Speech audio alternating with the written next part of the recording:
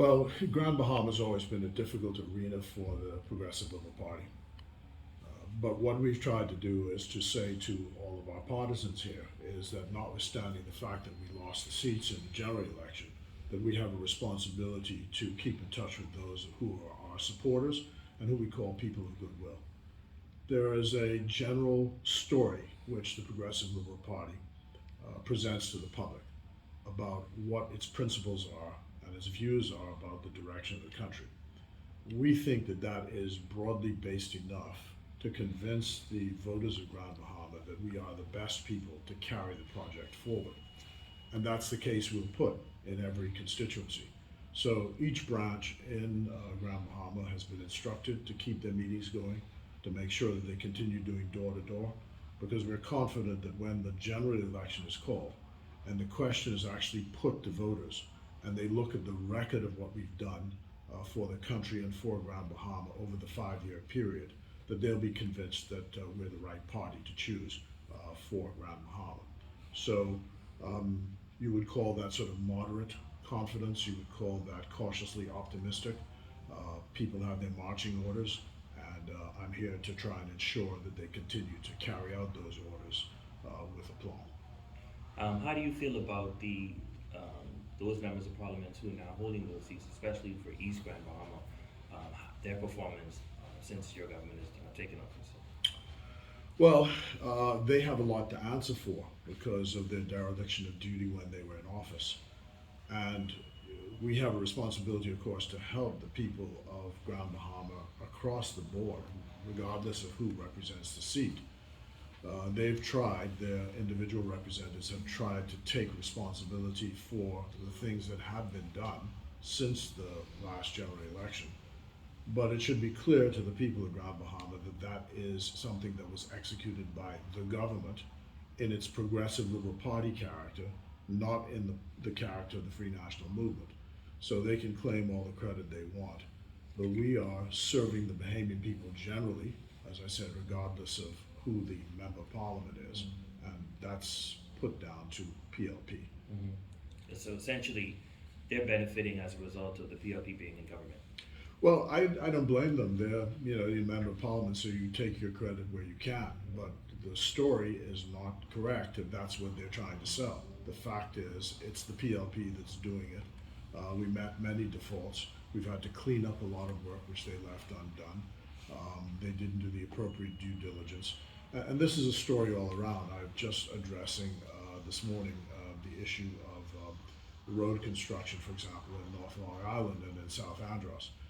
There are demonstrations going on this morning in South Andros about the state of the roads there, and the commercial and people in Long Island are exercised about the state of the roads in North Long Island. But when you look at the facts of why people are where they are, it's simply because the last administration didn't do the due diligence that was necessary to get the things done.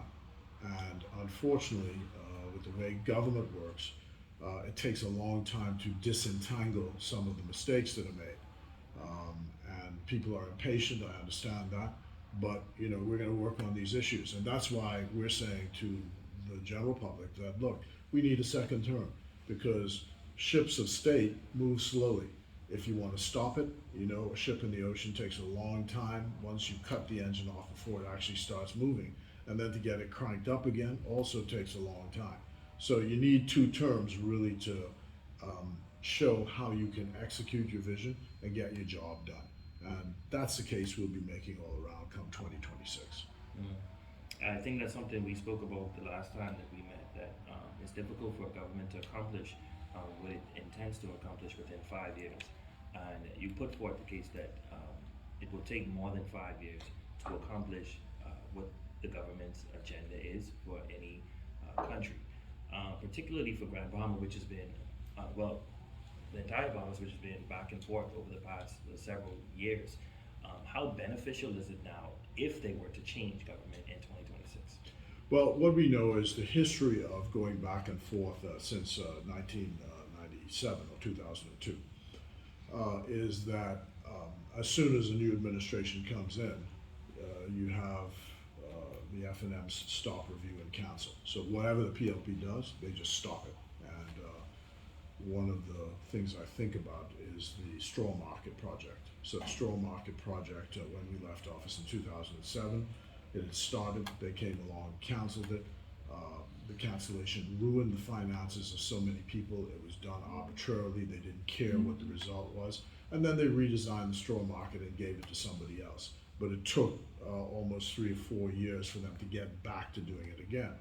What I've said is, just as a matter of general information about public administration in this country, is I found that from the day that the cabinet makes a decision, let's say to build a school, to the day the first shovel gets in the ground, 2 years. And don't ask me why it is, but that's the way it is. So when you come to office and you cancel something that has already been started, you are really putting yourself in a hole, because it's going to take you 2 years to get back to that project. And that's what we've been facing. So we're saying to the public, let's avoid this, and let's give the Progressive Liberal Party the 2 terms it needs to finish the job. So that's our case. With regards to retaining the seats in Grand Bahama that the Progressive Liberal Party currently holds, how confident are you that you'll be able to do that in the coming election? Well, they're doing their work. Ginger Moxie and Kingsley Smith now, a formidable political team, and I'm confident that they'll do the work which is necessary to get us across the finish line, and I have no doubt that that's going to happen.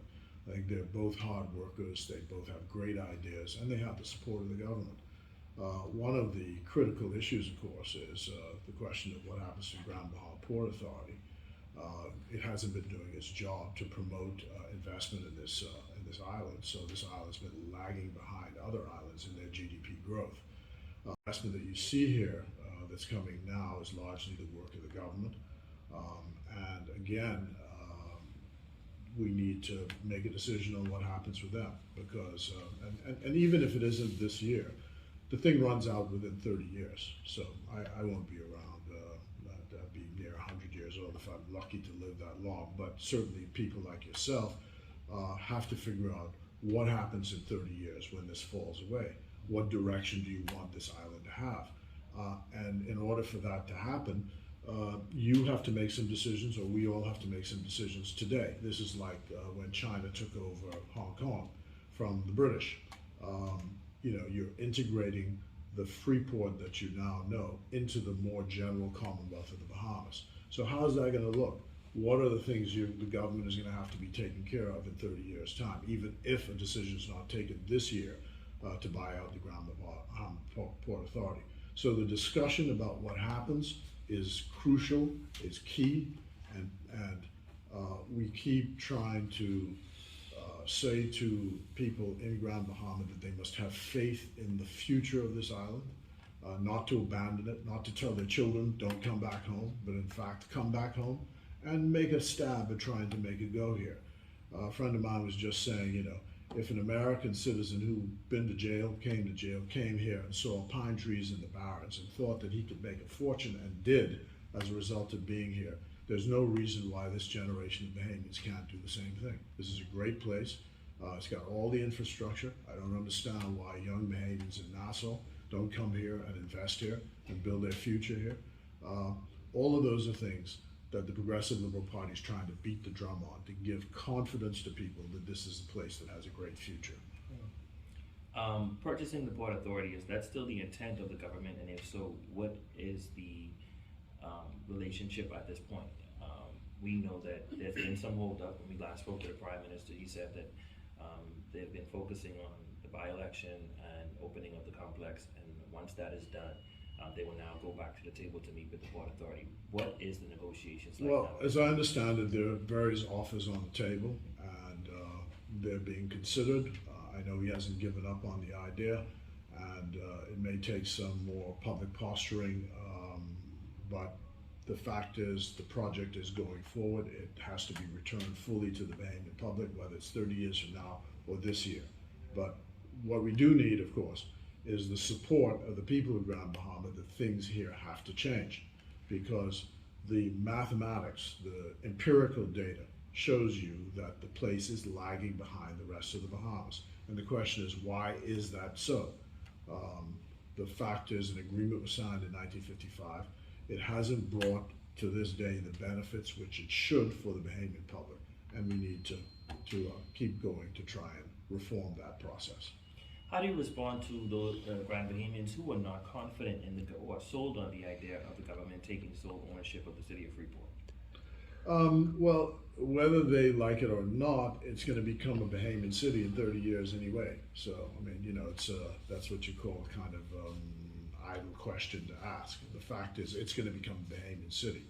And when Lyndon Pindling and his colleagues changed the rules back in 1969, for example, with regard to immigration and customs and all those other things, that was the beginning of getting back to where we were. Unfortunately, we don't have a consensus with the other side, the other political side, on how to carry this forward. But we have the mandate now, and carry it forward we will. The fact is, the city is as successful as it is because the Progressive Liberal Party pushed the envelope at every stage and said, look, you cannot exclude Bahamians from this city. That's still the project. Over 1.8 billion, I believe it was, in infrastructural and developments in Grand Bahama. That seems to be miscommunication between the Port Authority and the government. The port is saying they're responsible, the government is saying that that's the government's project.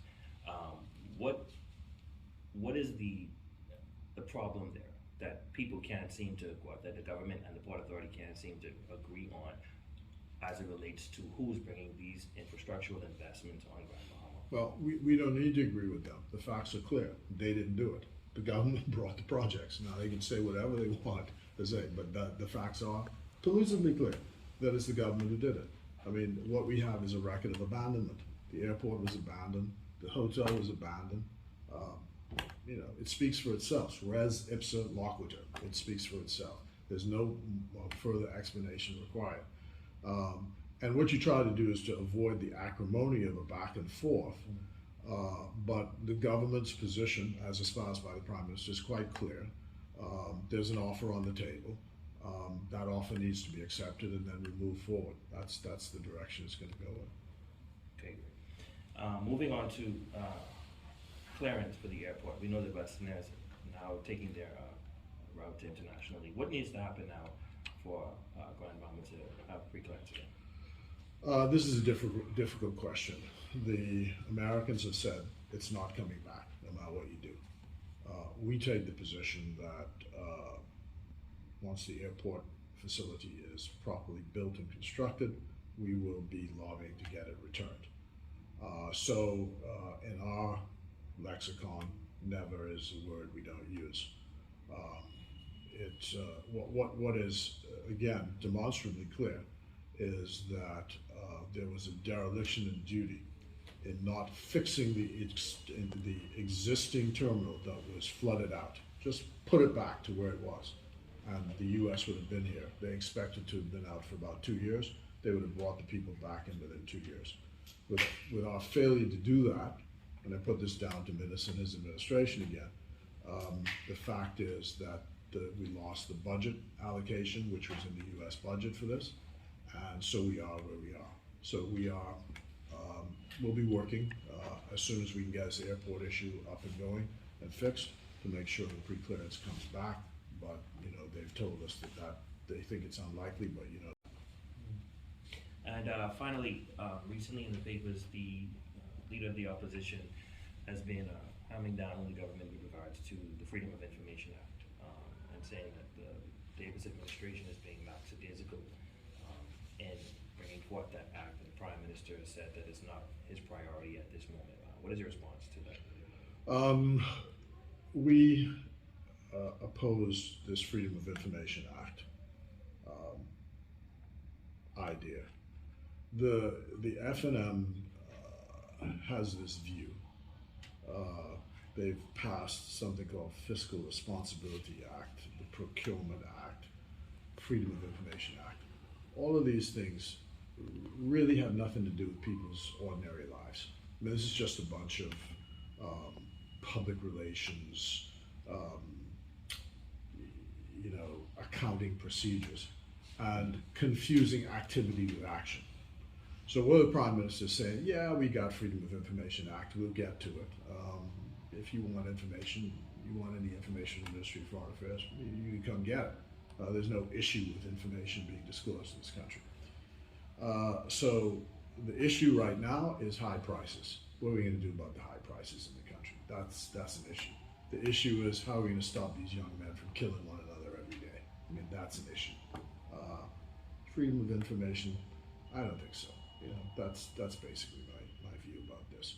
And it's bureaucratic, expensive to execute, and I'm not sure you get any results from it that people can actually see and feel. So that's, you know, you're talking about a philosophical difference here between us and them on so many issues. And, you know, there's an attempt, for example, I see where Candia Dames wrote a story this morning about Zhivago Lang taking issue with the Prime Minister's speech in Lyford Cay. And then there's an editorial which attacks the Prime Minister and says he was trying to give a secret speech and that he's rewriting history and all sorts of rubbish they were running on with this morning. The speech delivered in Lyford Cay was not a secret speech. And the thing is, you have to be careful when you say that somebody is not putting it in the public domain. The fact is, you don't know what the rules are when somebody goes and speaks to an organization. Suppose the organization said, I don't want any publicity connected with it. No issue there. If the Prime Minister made that agreement, who knows, and I don't know, that may have been the reason. But the fact is, the speech is in the public domain now. We in the Progressive Liberal Party believe the speech is an excellent speech, perfect. It tells us exactly what the economic and political history of racial apartheid was in this country. And not only against blacks, but poor whites as well, were excluded by an oligarchy who kept the power, economic and political, in their own hands. That's the story he told Lyford Cay. And he said, historically, you've been allied with that group and helping to keep them in power. I've come, he said, to change that paradigm. And he gave as an example BTC, a fire sale. We sold BTC at a fire sale, $210 million, with $50 million odd left in the bank in cash, and then took on pension liabilities of $150 million and counting right now. So they gave BTC away. And today we have the worst telephone company in the Caribbean today. You can't finish a call without it dropping. You can't connect half the time where you are. If the power goes off, there's a failure in the phone system. That's the legacy of Hubert Ingram and the F&L. The Arawak port, they forced Bahamians to take shares, pension funds, they're good shares in this Arawak port. No one gets a dividend from it, except the 18 families who supported Mr. Ingram and his party, and they have preferential shares. And preferential shares is only a fancy word for saying a loan. So you pay back a loan, right? They get the dividends from the loan. The ordinary shareholders get nothing. That's the legacy of the F&L. And now they want to jump over the Prime Minister for telling that story and saying, look, I'm going to bring about a change. And Grand Bahama Port Authority is part of that. I'm going to make a change. That's the way life is. So we say rubbish to the Nassau Guardian and all the other commentators who want to attack the Prime Minister on that point. It's rubbish, rubbish, rubbish. And he stands for change, for a paradigm shift in the way things have been operating. And we say, great guns, go right ahead, Prime Minister, we're behind you 1,000%. Thank you. Finally, undocumented persons entering the country has been an issue for Abaco, and not so much Grand Bahama, but we're hearing about a few shanty towns here, but we haven't really been able to locate those. But we know that there's been some work done to kind of mitigate the problem on Abaco. What is the status now? Are you able to speak to that? A second. How we going there? Yeah, so Abaco and labor issues in this country are complex. First of all, the country has a labor shortage and requires labor from the outside to complete many of the jobs here.